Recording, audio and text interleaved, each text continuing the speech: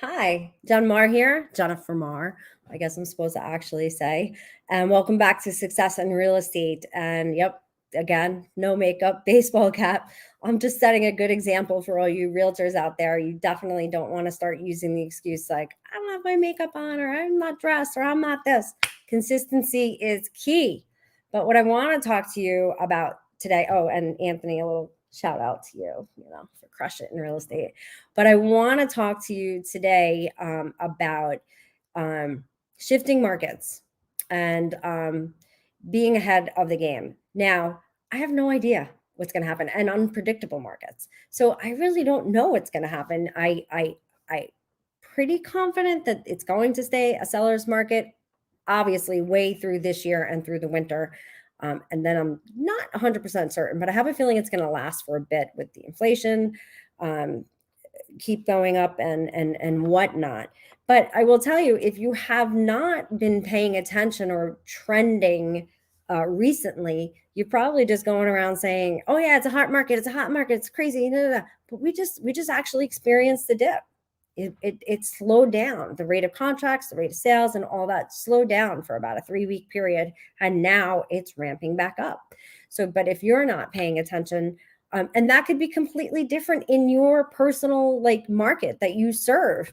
Don't follow these large trends of national or what's happening in the state, or even maybe what's happening in your county or specific price points. The market impacts different price points differently. So it is absolutely your job to get to know the stats and the trends. Actually, I'm on boot camp and I was just talking to them about hot sheets. I guess nobody calls it hot sheets anymore, but you can set up on your MLS, most MLSs, and definitely One Key MLS if you're in our MLS.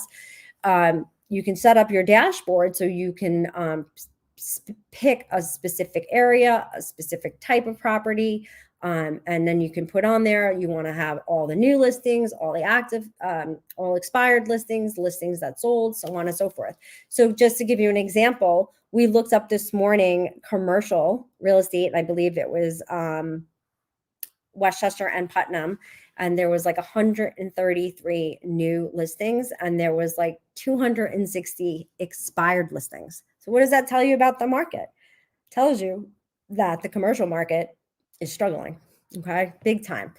And so if you're just like, oh yeah, it's a super hot market, and you don't know the difference between what's going on in the commercial market and what's going on in the residential market, or you don't know what's the difference between what's happening over $1 million and what's happening under $1 million, and then you even can get super specific.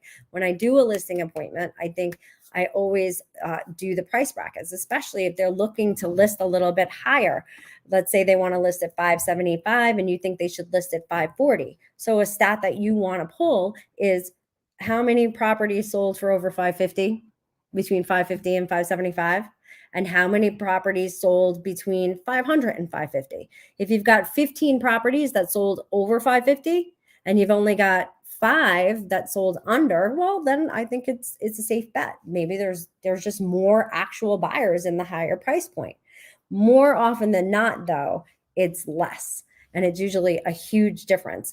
And that's okay. It's not that your seller has to list at that price that you're telling them, but if you're educating them with the stats and the trends, and they know if I go over 550, there's only 5 actual buyers. If I price under 550, there's 25 actual buyers. As long as they understand that and acknowledge that, and they're making an educated decision, when it does come time to reduce that price, it's going to be a lot easier. The other things that you want to know is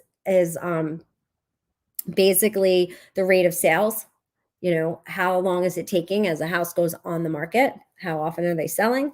And absorption rate. Absorption rate basically gives you a snapshot right now, how many listings are on the market and how long it's going to take to sell the amount of listings that are currently on the market. A healthy, balanced market has about a 6-month absorption rate. We've been dealing with a less than 1-month absorption rate. So I haven't done it. I'll probably run those numbers over the weekend so that I can know what the current absorption rate. And I guarantee you it's gone up a little bit. It's longer than a month. or 2 months or whatever. So it's a little tricky because of how long it takes here to go from accepted offer to contract, but you get the general idea.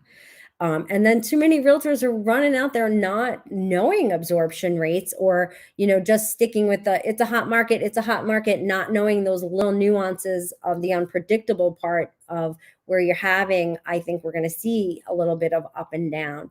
And the absorption rate will start to change. And so I remember not that long ago, we had an absorption rate of about 11 months. So if you have an absorption rate of 11 months, why are you signing up an exclusive right to sell at 6 months? Seems like you're setting yourself up for failure. So important information to know, but also basically having the knowledge of the stats is going to help you have better conversations. Okay. Not most brokers, but many brokers will be exiting the industry, mainly because they can't answer questions like, well, my house has been on the market a whole entire weekend. Why hasn't it sold? If you don't know the stats, you're not going to have a good answer for this. So it's super important, and it is a part of your job. And our MLSs make it super simple for you to figure out these stats. If you don't know how to figure out an absorption rate, Google it. If you don't know how to figure out the rate of sales, Google it. And there's a lot of other stats that will also help you and have you become that knowledgeable realtor. So I encourage you guys to dig deep now as the market starts to shift. And like I said, it could be 6 months from now, it could be a year from now, it could be a year and a half from now. Master the stats, and then you will be able to master the conversations that will set you apart from all the other brokers. And if you need any help or would like to get on my schedule, my coaching calendar is below, and no strings attached. I'd love to help you learn about some stats. Until then, if there's anything I can do to help you be more successful in real estate, please reach out, and have a great weekend.